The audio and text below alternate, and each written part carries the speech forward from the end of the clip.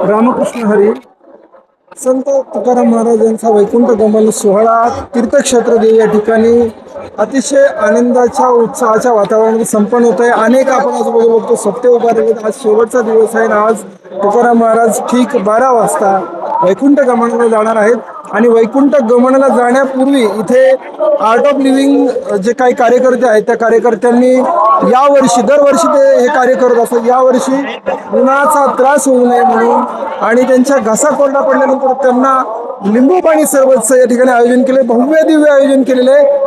किमान 1000 कार्यकर्ते art of लिव्हिंगचे ड्रेसवर तुम्ही बघाल, विदाउट ड्रेसवर बघाल. आपल्याबरोबर काय ताई आहेत. ताई, तुम्ही आर्ट ऑफ लिव्हिंगमध्ये काम करत आहात. आज भव्य दिव्य प्रमाणामध्ये लिंबू सरबताचा कार्यक्रम पाहता, काय भावना आहे तुमच्या?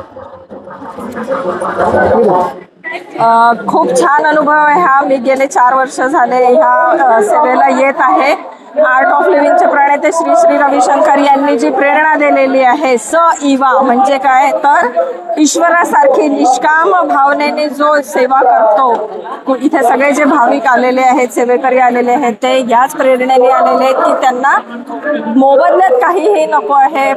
भाविक भक्तांचे जे आशीर्वाद मिळत आहेत, तहानलेले जीव जेव्हा असं म्हणत आहेत की खूप पुण्याचं काम आहे, बरं झालं तुम्ही आलात, पाणी दिलं, तर हे आशीर्वाद जेव्हा मिळतात तेव्हा ही सेवा करण्याची अजून आम्हाला प्रेरणा मिळते. आणि सतत ह्याच्यामध्ये आम्ही पहिल्या वेळ जेव्हा आली तेव्हा मी एकटी आली होती, नंतर 3 लोक आले, आज मी 6 लोकांना घेऊन माझ्या एरियामधून इथे सेवेसाठी आलेली आहे.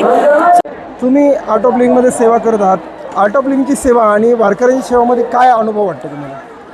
आर्ट ऑफ लिव्हिंगमध्ये सेवा करताना आपण जे ताणतणावमध्ये जीव आहेत त्यांना आपण सुदर्शन क्रिया ध्यान प्राणायाममध्ये त्यांना आनंदाची अनुभूती देतो. पण हे भाविक भक्त जे आहेत ते वर्षानुवर्ष जी वारी करता आहेत, आजही ज्ञानेश्वर माऊली आणि तुकाराम महाराजांचा जो प्रभाव आहे लोकांवर, जी भक्ती आहे त्यामध्ये ती भक्तीचा तो डोह बघून प्रेरणा मिळते आणि दिवसेंदिवस आम्ही ह्या सेवेमध्ये अजून जोडले जाणार. आपल्याबरोबर अनेक कार्यकर्ते आपण त्यांच्याशी बोलणार आहोत, त्यांच्या भावना जाणून घेणार आहोत. आता आपण पाहतोय मी बाजूला या ठिकाणी ह्या ताई आहेत. ताई, रामकृष्ण हरी. किती वर्ष झाले तुम्ही आर्ट ऑफ लिव्हिंगमध्ये जॉईन आहात आणि हे लिंबू सरबत करताना तुमच्या काय भावना आहे?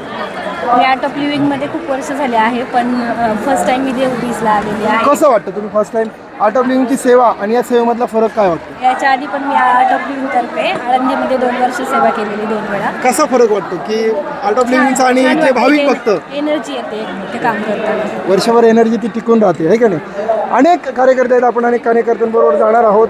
आणि आज खरं तर बीज आहे आणि बीज निमित्त माझ्याबरोबर या इकडे साखरेचं जी पाणी आहे ते पाणी कसं करतायत, कशा पद्धतीने करतायत, आपल्याबरोबर काही कार्यकर्ते आहेत. हे बघा, हजारो लिटर या ठिकाणी पाणी तयार करतायत, थंड पाणी.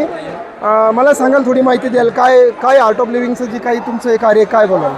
लाखो लिटर लिंबू सरबत करत आहे. मी बिदर कर्नाटकचा आहे. अंगद पाटील वळसंग, तालुका भालकी, डिस्ट्रिक्ट बिदर, कर्नाटका. तुम्ही बिदरहून आलेला आहात. बिदरचे तुम्ही रहिवासी आहात, पण तिहूला तुम्ही? मी माऊली तुकाराम महाराजचे बीज ऐकायला आलो आणि सेवाही भेटली, त्यासाठी आलो बराच. म्हणजे अनेक महाराष्ट्राच्या कानाकोपऱ्यात नव्हे तर भारताच्या कानाकोपऱ्यातनं भाविक भक्त या ठिकाणी येतात आणि हे आर्ट ऑफ लिव्हिंगच्या माध्यमातून सेवा करतात. हे बघा, आपण या ठिकाणी बघतोय थंडगार बर्फ आहे, उन्हाचा तडाखा आहे. 12 वाजायला काही मिनटं बाकी आहेत. बीज सोहळा जो आहे तो 12 वाजता संपन्न होणार आहे आणि त्या निमित्ताने तर या भाविक भक्तांना जे काही थंडगार साखरेचं गोड पाणी करून, लिंबूचं गोड पाणी करून पाजतात. माऊली, तुम्ही एक लिंबूचं पाणी करता, काय भावना काय आहेत तुमच्या? आमच्या भावना अशा आहेत की लोकांपर्यंत सेवा आमची लोकांपर्यंत पोहोचावी. त्यामुळं आम्ही प्रत्येक वर्षी 7 वर्ष झालेलं आहे ही सेवा चालू आहे आमची. म्हणजे यांना 7 वर्ष झालेले आहेत. 7 वर्षापासून हे सातत्याने सेवा करतात. ही सेवा अखंड अशीच यांची चालत राहो. आपण हीच माऊली चरणी प्रार्थना करूया. रामकृष्ण.